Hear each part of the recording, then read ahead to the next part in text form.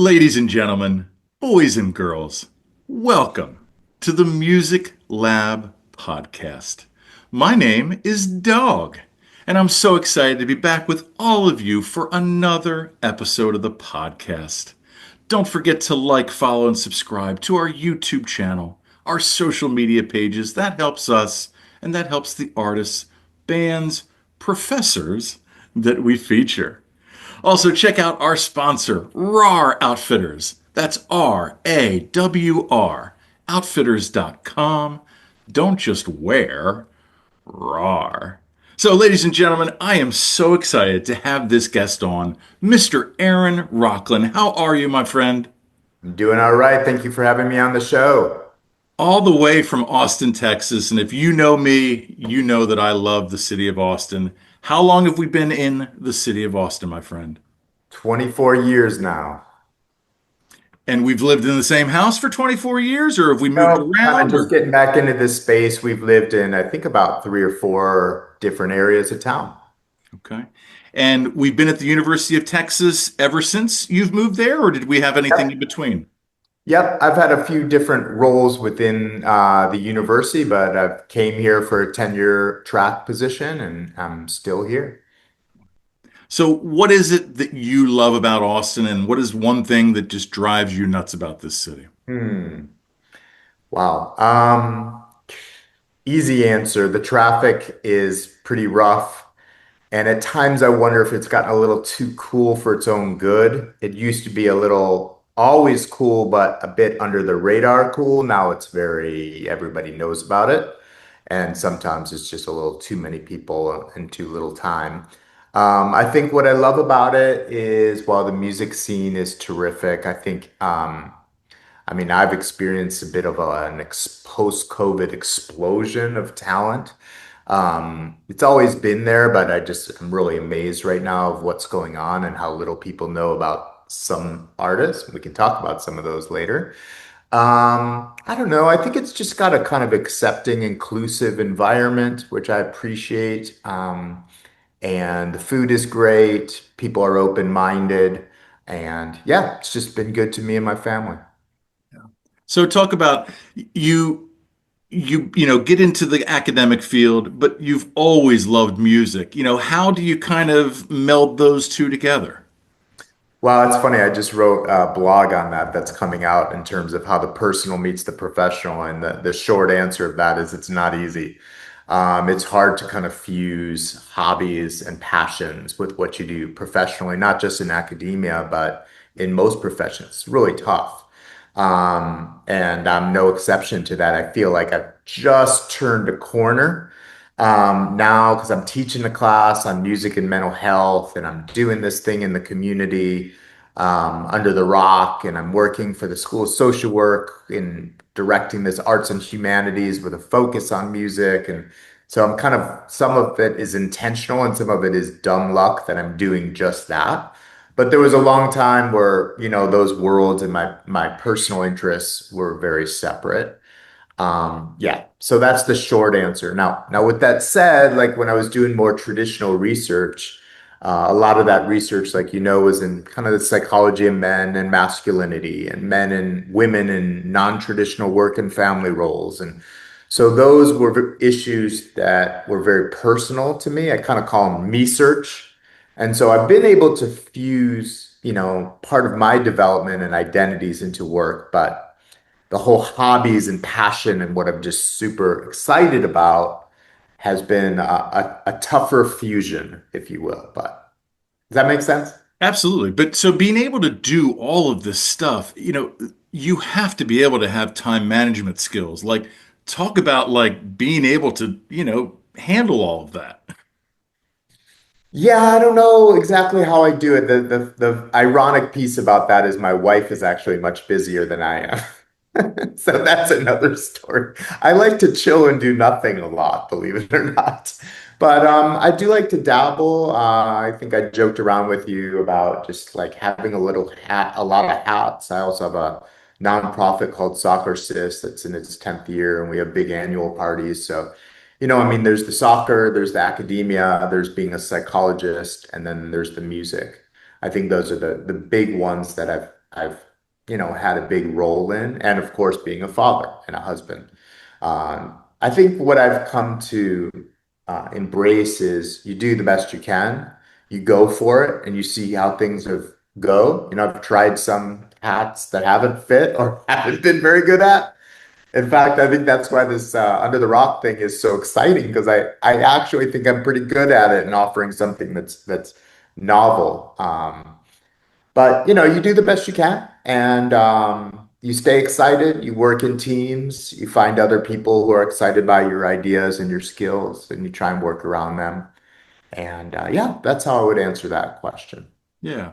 Well, before we get into the Under the Rock, I want to talk about, the music scene right now. And you kind of mentioned it already. You're right. I mean, there are so many great bands and artists that are coming out of Austin right now.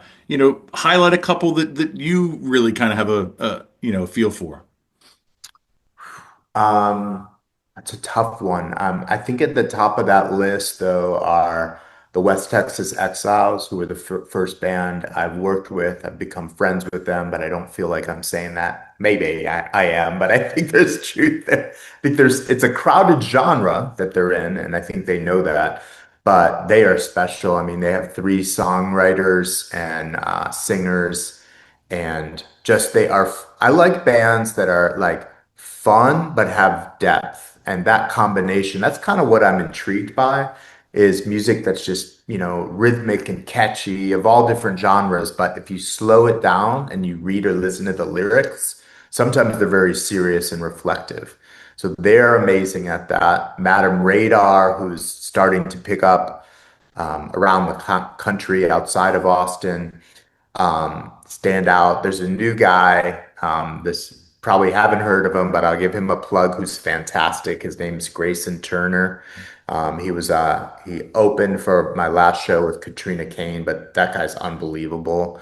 And he's 25. I mean, I could go on. A Joe James in a little bit of a different genre is, I mean, unbelievable voice and depth and introspection. Um, Ransom Brothers, Yeah. those guys are insane. Actually, Paul McDonald was staying with me, and one of the fun things about traveling around with rock stars is like, what do you play for them? And I played some Ransom Brothers as we were going for a ride to Houston. And Paul, who really is very experienced, professional in the music industry, he was like blown away by those guys. Um, but yet you can go to a show and there's like 15 people there or 200.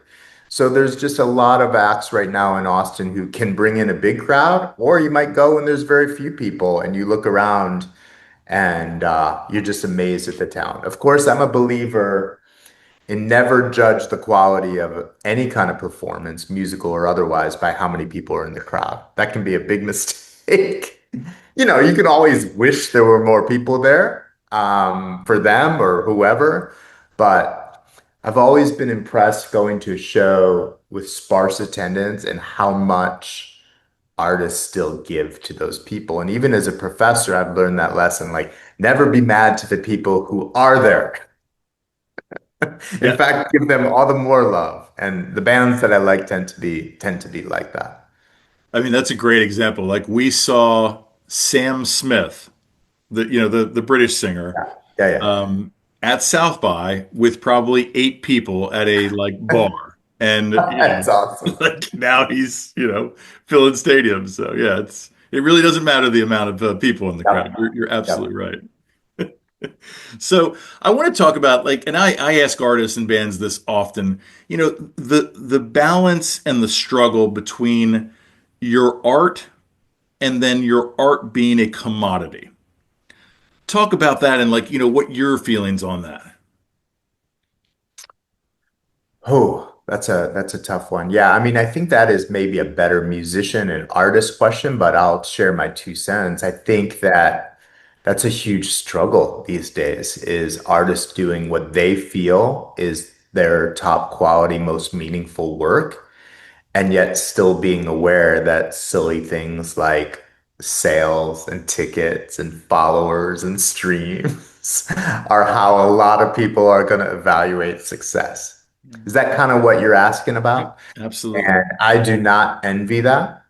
Now, of course, streams and followers and blah, blah, blah are a reflection of something going on that's important and intriguing. Like, and you do need fans and tickets and all those things, but it can be a bit of a, you know, predicament to base your success on what other people are streaming. Mhm. And then conversely, if nobody's listening, nobody's buying, nobody's following, sometimes that can be a genuine reflection of it just not working. So I think trying to figure out like what's real and what's algorithm BS and is really tricky, very hard to figure out. I don't envy that. And artists need to make a living. They need to survive in this.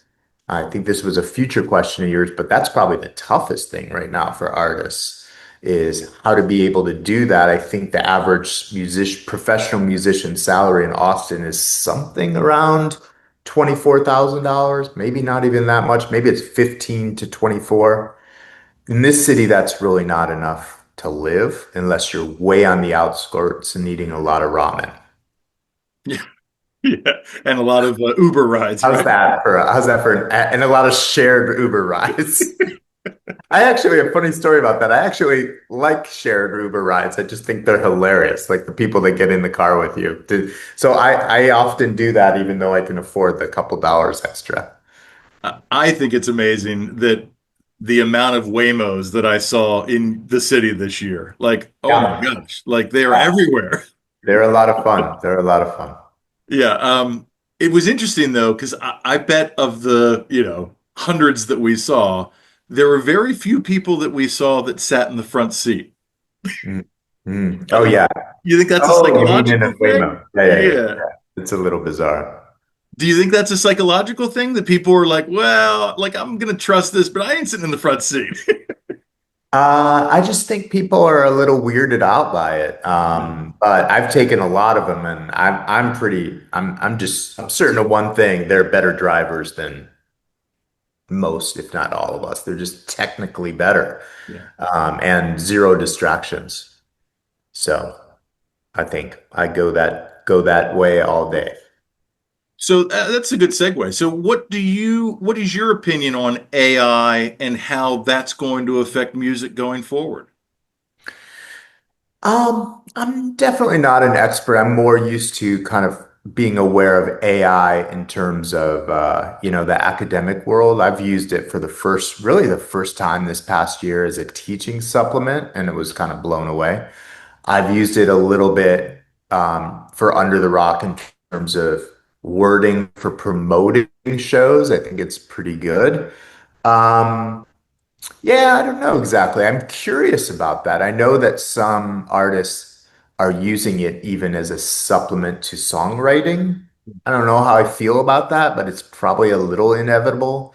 The key is kind of making it their own and adjusting it, just like writing a paper for that matter. I think it's a huge supplement for graphic design. I think that's an industry that is a little at risk in terms of how it's being used. It's not replacing, it's not better than, but is it more efficient? Like it's not even comparable to what it can be used and cost wise. Like I usually pay $150 for like to 200 to 250 to 300 for like a really good flyer. Um, and AI can probably kick that out for nothing. Yeah, I'm sure. Anyway, so I'm not really an expert on that, but that's some of my immediate reactions.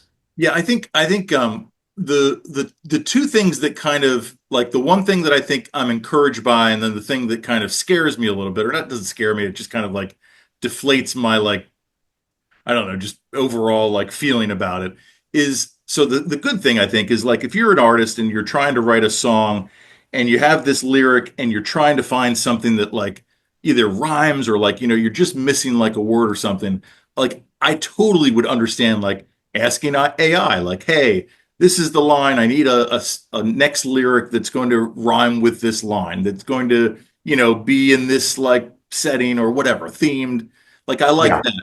But I don't like an artist could say, hey, AI, write me a song in the vein Yeah, of Bob Dylan with, yeah, Matthew Sweet lyrics and Eddie, whatever, like, and you could yeah, pretty much like tell it exactly what you want it to do. yeah, That's yeah, the thing that kind of like scares me a little bit. yeah. And there's a lot of ethics about that too. But Right. So, but I think to your point, it is inevitable and we're just going to have to deal with it. yep. So, I want to talk about then. So you grew up in Michigan. What part of Michigan? What got you down to Texas? Like, tell us your story. Yeah. Briefly grew up in suburban Detroit, about 20 minutes out of the city. Didn't go to Detroit that often, but when I did, it was usually for sports or some kind of festival. Also went to Canada. Detroit's the only place in the US, I believe, that you go south into Canada. It's Correct. kind of Yep. cool. Yep. I'm about right there on the mitten in Michigan. And yeah, two older sisters, had pretty good upbringing. Music was important in our house. Actually, my sister was a big Pink Floyd fan, so I think I got that from her.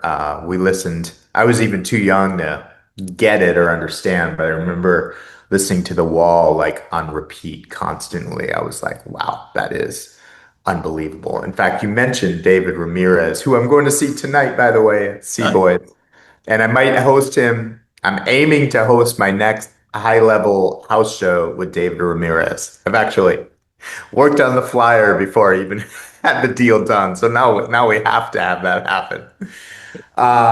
His latest album is very Pink Floyd-esque, and it's unbelievable.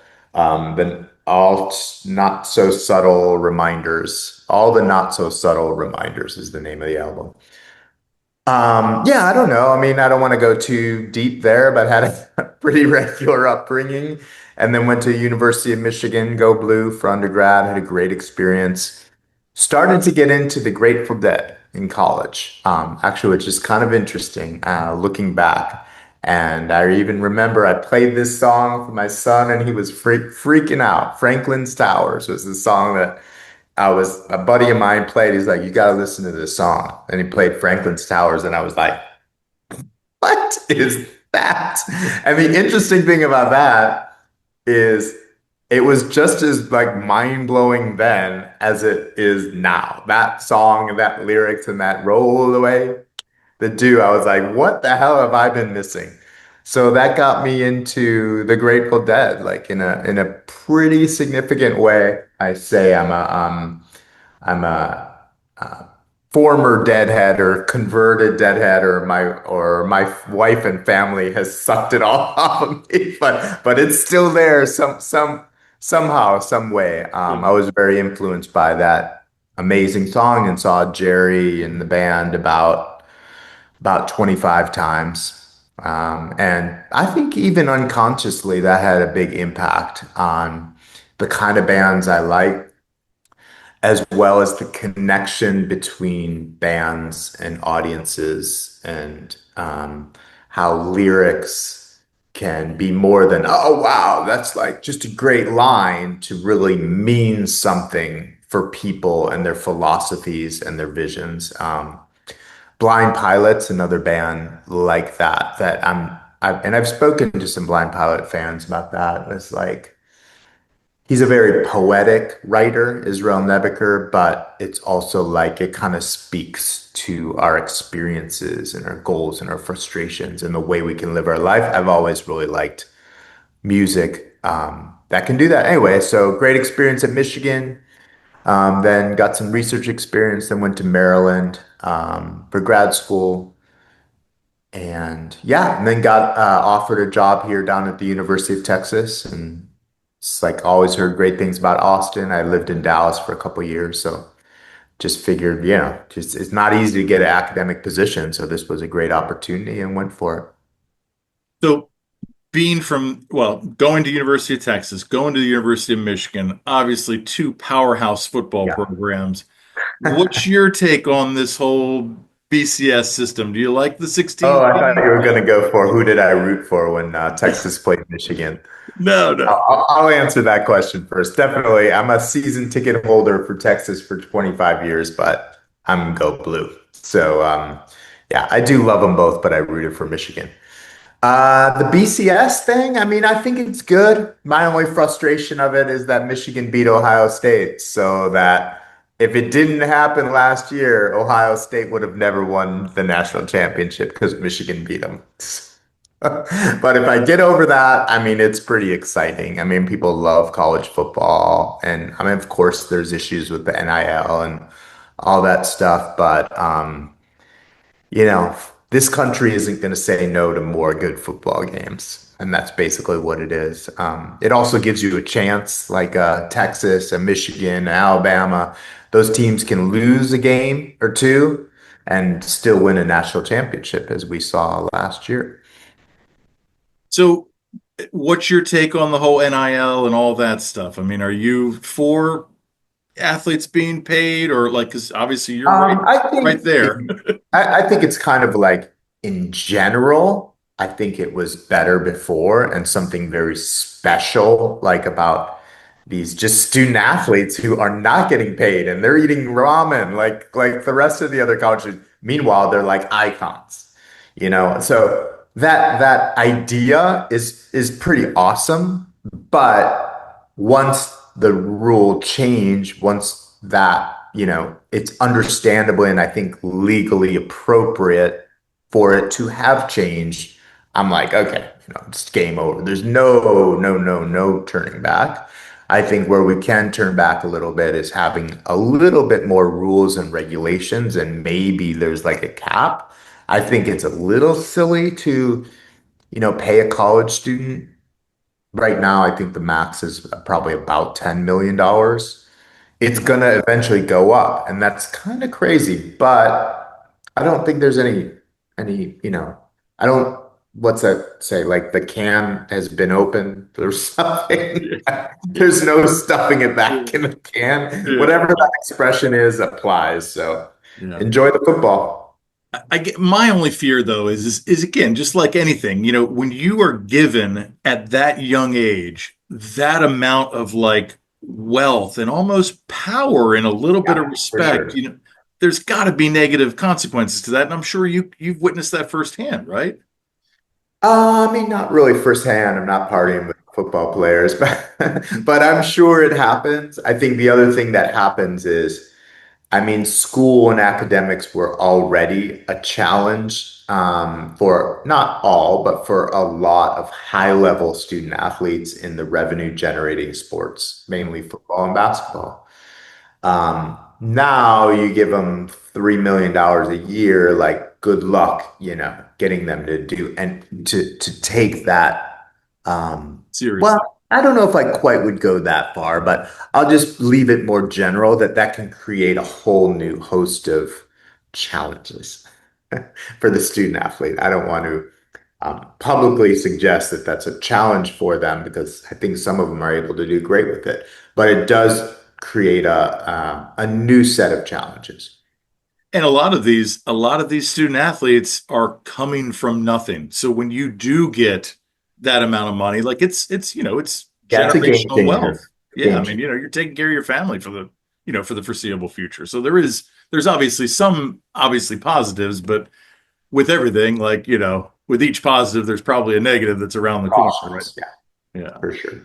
So let's talk about music venues in the city of Austin, ones that you particularly have a fond for, and then talk about how, you know, the culture and the music culture that's in Austin and all these bands that are able to be somewhat successful or successful, that these venues allow that to happen. Where in most cities that's not the case.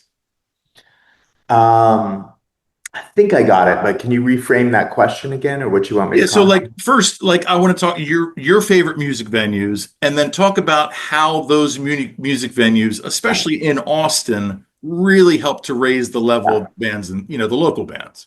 Got it. Well, I think there's a couple different answers to that for me personally. I think the Moody ACL, the smaller one with the Willie Nelson, like that's got to be one of the best venues in the country for sound and for sight lines. You do want to really see shows too, right? That place is amazing. It's really special, and there's not a bad seat in the house acoustically. And I don't know how much money they spent and how many people they consulted with, but I've never heard a better show, especially from bands that I love. Shane Smith, Dawes, Bob Schneider. I've seen so many there. That so big space. Well, I'd say that's like a mid-sized space. I think the new, also called Moody, Moody's been a big hitter in here in Austin. There's Moody Bank and at least three theaters with the name Moody on them. Where the basketball team plays is pretty good for a large venue. Before that, there was um, Frank Irwin Center. yeah, the Irwin Center, the drum, they called it, because it looks like a drum, was not very good. And that's where the bigger shows were. So that's a massive improvement. But with that said, like, and this probably won't surprise people that know my shows, like I'll take a smaller show all day, because I want to listen to and be blown away by a band paying $20, $15 for cover and being like first, second, third row and experience it and high five the guys, the band after the show and both go buy the merch. Like that's taken me a while to figure out how unbelievable that is, but that's what you want to do in Austin. And not just from a money perspective, although it certainly is nicer spending less than $500, less than a big ticket show. But just sometimes people just equate like the best bands are at the biggest venues. Sometimes, but you just don't know who's going to be the next one. And maybe the next one is playing at Continental, Antones, or Saxon or wherever. And that's what I've been intrigued by. And so those are my favorite um, places. The '04 Center is also great. In fact, I'm thinking about maybe doing an Under the Rock show there as well. So I love the smaller venues. Continental is amazing. I've kind of this has only been in the last 5 years, kind of really discovered and understood what a listening room is. There's some great ones around here in LaGrange and Redbird, which is New Braunfels,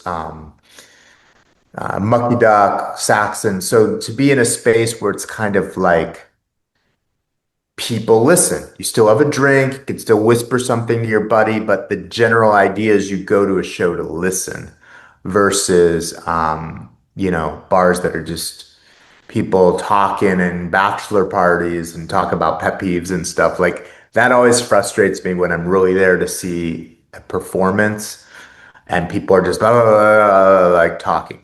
Now, what I've had to learn is they bought a ticket, so they kind of have a right to do whatever they want. But that's just I don't know. It's kind of disruptive to the experience of being at a show. And the smaller the show, the less you see that. I think conversation has definitely gotten worse since the pandemic. I feel that in the shows that I've been to, as well as like just the saturation of phones, like people just Yeah. not being able to live in the present, in the moment. Like that's the thing that drives me nuts. Like you're just watching the show through your phone. Like, well, what are you doing? Yeah. Yeah, it's a tricky one. It's funny you say that because somebody was asking me about like during the Under the Rock shows, what's one of your biggest challenges? And that's like one of my biggest challenges is like purely enjoying the experience. And especially it's cool for me. Like it's really like I just walked up on the Saxon stage and got to interview and share my thoughts to the music about Pat Burnham. And it was such a high. So like experiencing the show, really listening, thinking about what I want to say, and then putting like the marketing hat on is like capturing a few really good moments. And like, I mean, I do have a video guy there. He's amazing. Ken is his name. Um, but sometimes I just want to like move the camera and get some really creative footage. But you're right, it brings you out of the moment to do that. So my head is often like, oh, what should I be doing?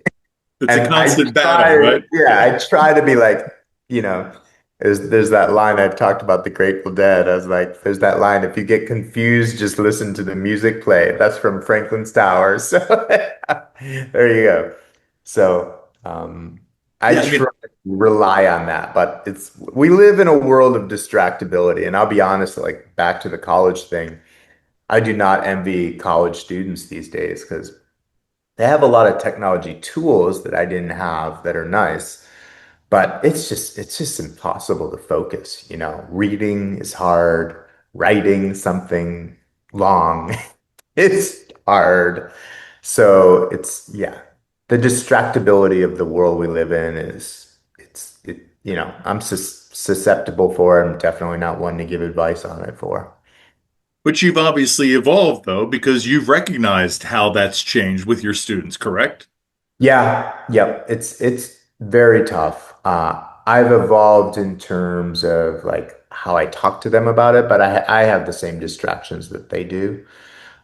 So anyway, it's like a whole other topic, but yeah, Yeah. it's a highly distractible world and it's hard to get people's attention. Social media is like that too, in that it's always trying to distract us, but it's also like some of my best reels, for example, and I've tapped into that world.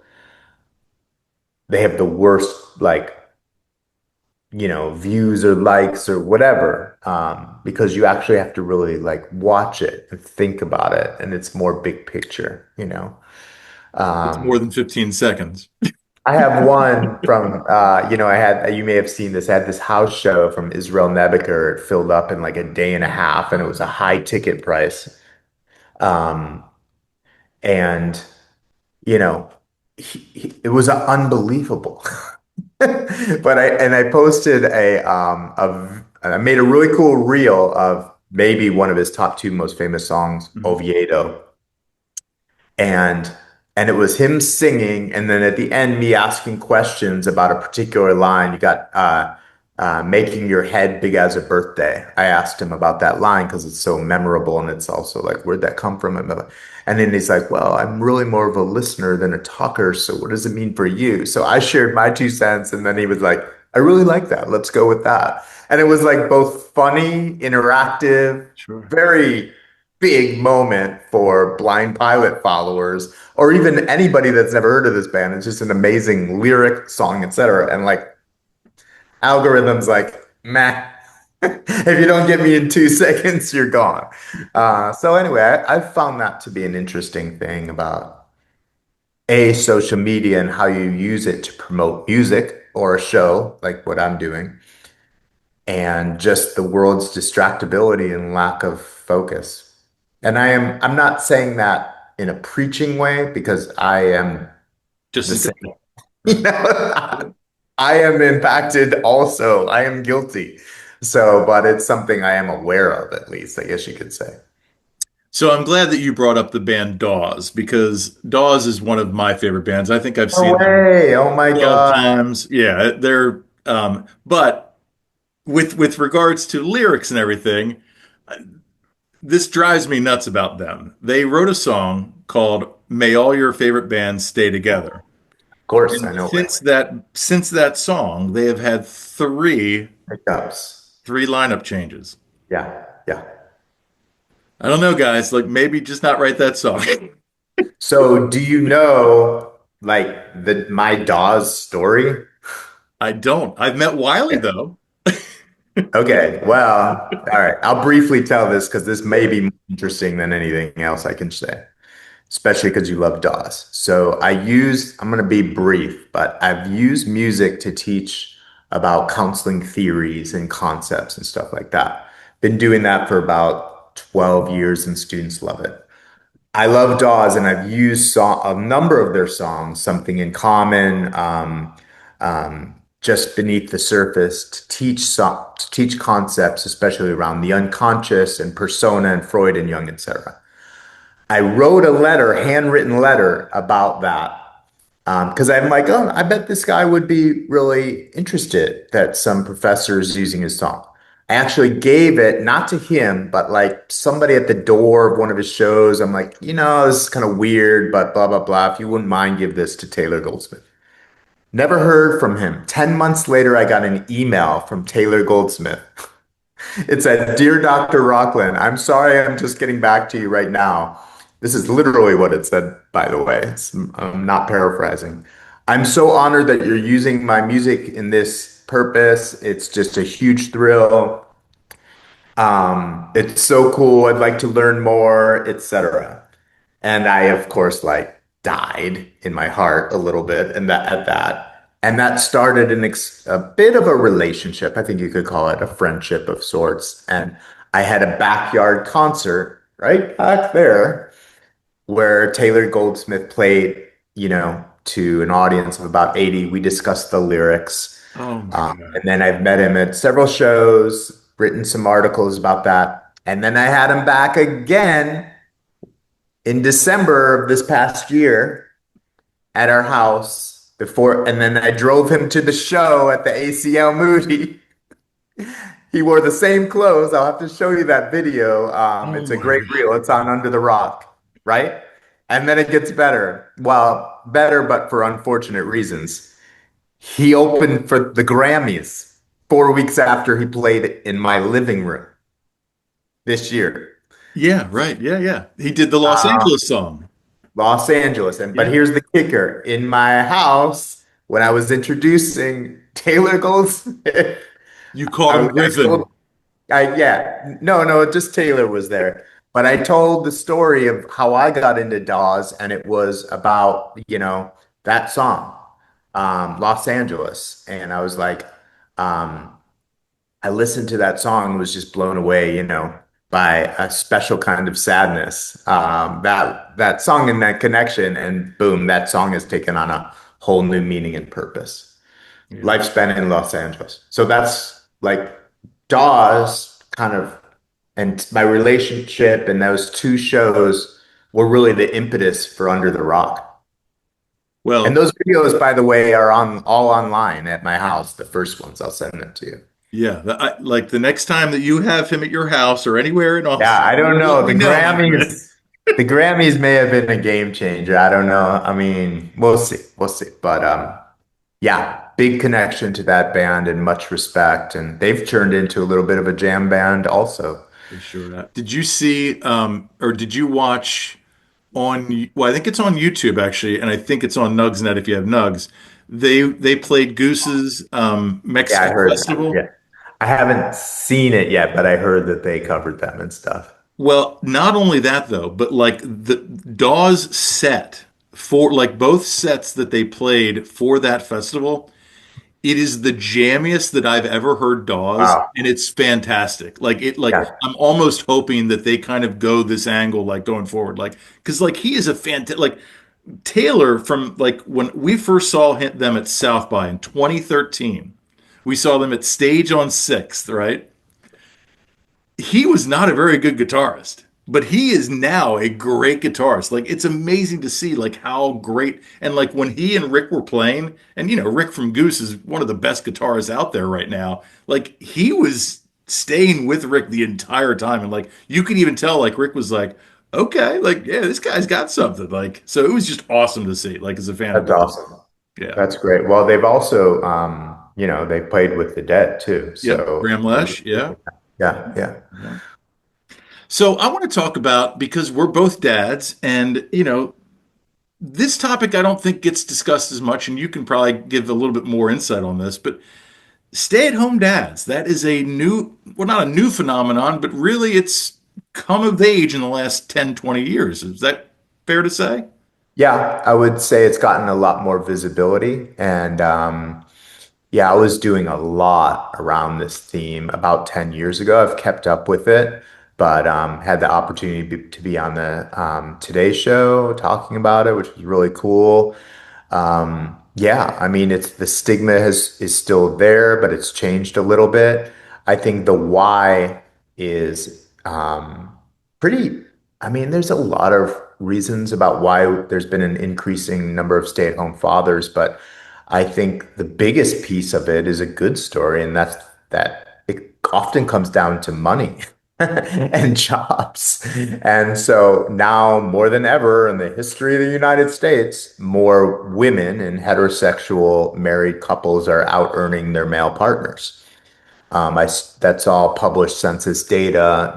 I haven't looked at it recently, but when I was doing a lot of work around this, that number had gotten up to about 29%. Now you might, which is interesting. You might like at first, oh, that's just 29%. Well, 50% is even. So so that means 29% of couples, the wife is working or making more money than the husband. That's definitely the case in my family.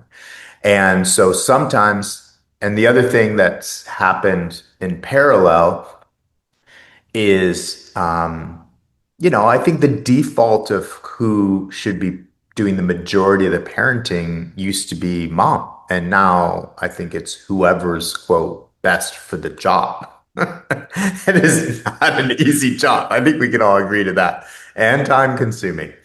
So I think gender roles are changing, and once you start seeing more guys out there and more clubs and more support groups, etc., you know, it changes the norms and expectations, and numbers follow accordingly. I've been at several of the stay-at-home fathers conventions, which are a lot of fun. Some stereotypes are true. Dads definitely like beer a lot. So there was a lot of hanging out and beer and sports talking and drinking. Not overboard, but enjoying some time off. So yeah, it's been a cool little thing. I also did a study on working wives married to stay-at-home fathers. That was interesting too. It was a little bit of a different story, different tale. Yeah, so those studies was one of the most rewarding studies I've ever done was a interview project of pretty in-depth interviews. I think about 15 stay-at-home fathers. And yeah, I mean the other thing kind of relatedly is like the value for men of doing what's needed for the family, I would say is still there, right? But it's shifted from meaning financial to what's needed. And And maybe caregiver, what's needed is right? being at home, Yeah. and caretaking. I do think dads kind of do parent differently, a little bit as a generalization, but there's people very good at it, and there's people, men and women, that struggle with it. But it's not dictated by biological sex, you could say. And so it's been a cool little study, and I've definitely done the majority of early caretaking for my two kids. So I used to joke that I was a stay-at-home dad with a full-time job, which is tough. That joke works depending on who's in the audience. Right. So People are like, what do you say? yeah, as always, like, well, it's not me. I mean, it's hard. I had a lot going on.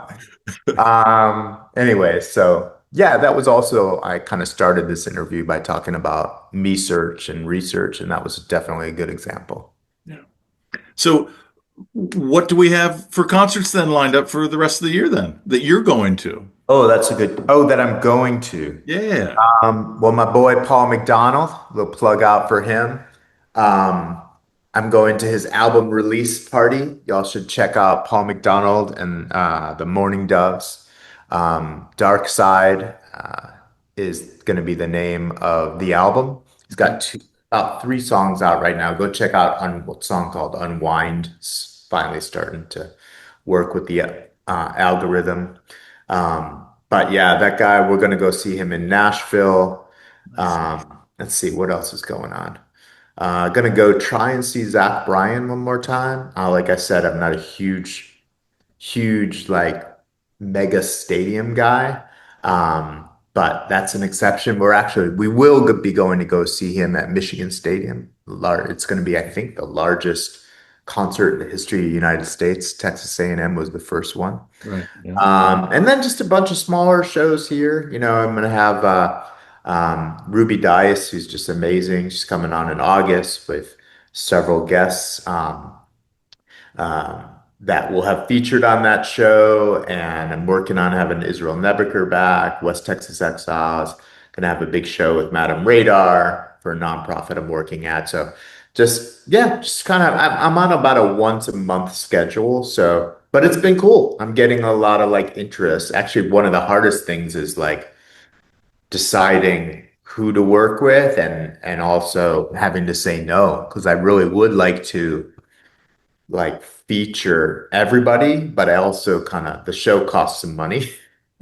And so I need to sell some tickets and work with folks who are going to be like very collaborative in making the show a success and who have the criteria really that I'm looking at, which is a growing fan base, an appreciation and skill for talking about their lyrics in relatable ways. Because I'm not just interested, you didn't ask about this, but one of the key things about my show is I'm not just asking, where does this lyric come from or what was the influence? Like, I'm trying to bring the energy out about themes in the artist's songs that can resonate with all of us and kind of to encourage a projective experience. Because I believe that, I talk about that in my show some, that we use the word artists like for a reason, like they are producing art. And just like you and I walk into a museum of beautiful art, your experience of that, what you like, what you don't like, what you lock in on, is going to be different than mine. And that's the experience of music. Of course, that's why we like music and don't like certain kinds of music. But let's assume we like the same song and artist. I'm really encouraging the artist or the audience to actively listen, reflect, not only to the music, the lyrics, but what the artist shares about that, how it makes sense in our own lives. And that theme seems to be kind of resonating with people. Yeah. I along those same lines, I always like to ask artists and bands like what their thought is like when like based on this statement, up until you release your song to the public, right? These songs are yours. Yeah. But once you release them, into this, into the internet and into the world, they aren't yours anymore. They become someone else's. Yeah. And like they're, it's interesting how like different people like answer that. How would you answer that if you were? Yeah. I think that if artists don't want that to happen, they're going to have a hard time being, artists. Most folks I've talked to are all for that. Their songs and their lyrics impacting people in different ways that probably overlap with the reason and intention of the artist, but not 100%. And I think that's just part of being a producer. And I mean, not like a music producer, but a producer of art. So I think that's generally embraced, and it's pretty cool. I mean, some music is more than others in terms of being more narrative and lyrics based, etc. Excuse me. So I see that as, a natural, inevitable, and a positive experience. Mhm. And even music that's not lyrical can have a profound personal impact. That's why, classic classical music just, often impacts people in very deep emotional ways because it does something um, to our brain chemistry and emotional outlets. And, I'm not an expert on that, but it's proven. And so music impacts us and can be profoundly therapeutic.